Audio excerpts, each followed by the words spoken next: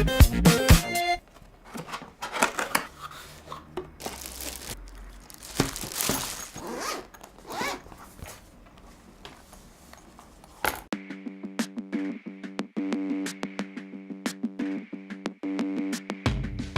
what is up guys, I'm KBHD here, and these are the Audio-Technica ATH-M70X. Yes, there's been a lot of curiosity about these brand new headphones coming out, especially since the ATH-M50s have been so damn popular, and these seem to have an upgraded name and a bigger price tag with an MSRP up over $400, although you can get them on Amazon for $300, linked below. So with the M70X, the number one question I get, and actually the easiest way to talk about them, is how do they compare to the M50s? The M50s get all this praise all the time for being some of the most incredible sounding headphones for a very low price, so now that the M70s come along for a much higher price, naturally we're all curious about if they're that much better. So with headphones, my comparisons can be very simple. I don't have to worry about battery life or display tech or anything crazy like that. It's just how they're built and how they sound. So with the build quality, the M70X are very simple and pretty similar to the M50s. I'll be honest, I was looking for a bunch more metal or other premium materials because I honestly expected that with such a price increase. But nope, it's all still hardened plastic again, this time with a matte coat instead of glossy plastic, so it's a soft touch. And they have a pretty traditional styling, a pretty sharp tuxedo look here in black. I think they'd be much more interesting if they offered it in some other colors like the M50s, but that might come later. So they ditched the big, bold Technica branding on the top of the M50s for a much simpler, subdued look on the M70s.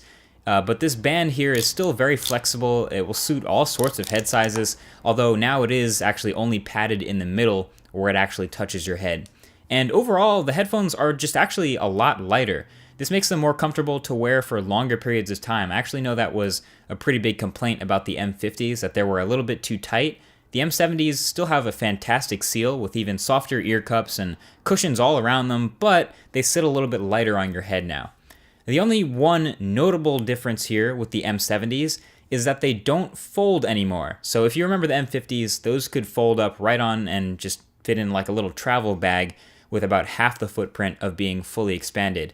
And the M70s are lacking that hinge that it needs to do that. So you can still swivel the ear cups 90 degrees to lie flat, but that means you need a larger case here that actually comes with it to store them and travel. And I guess that's a pro and a con. It's a con because they are a bit bigger and it requires more space.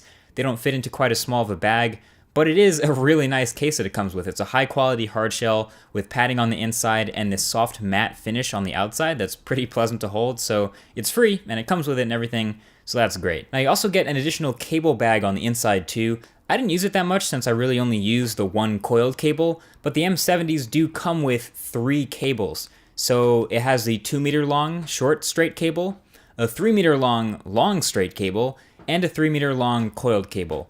So I use the coiled one most often, like I said, and they all connect to the headphones via that same new twist and lock mechanism that we saw on the M50X. So again, it does mean you can't really use any third-party cables if you wanted something colorful or something braided or something like that, but the twist and lock is a pretty secure fit and a high-quality way to connect your cable. So overall, yeah, these things are built pretty well, but there's obviously nothing spectacular about them, which I guess it isn't really meant to be. You'll see why in a second.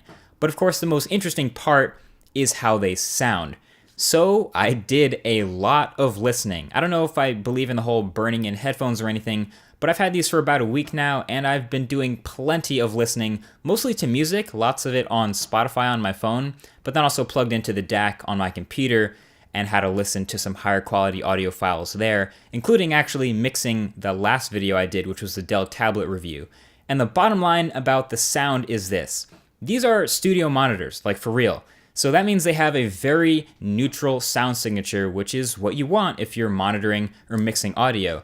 To the untrained ear, that may sound like it's lacking bass or even might be a little bit tinny, but you gotta understand that this flat frequency response is exactly what you want when editing. So the M50s will sound very rich because they do have more bass than the M70s. They'll sound way more colored, and they will continue to sound better for everyday listening and music and movies and gaming and all sorts of stuff like that. But for monitoring and mixing and producing, the even more flat sound and lightweight comfort of the M70s is really what you want. Now, if we back up for a second, the M in M70X stands for monitors, right? So closed back headphones. But Audio-Technica actually newly introduced something called the ATH-R70X, and the R is for open back reference headphones. And a lot of times when you step up in price for audio quality like this, you're gonna wanna move to open back headphones. It's kind of like moving to speakers in your room that are right next to your ears. It's something that I can explain in a later video, but for now, I think the M70X is really the upper limit when it comes to closed back production headphones that you wanna get in this price.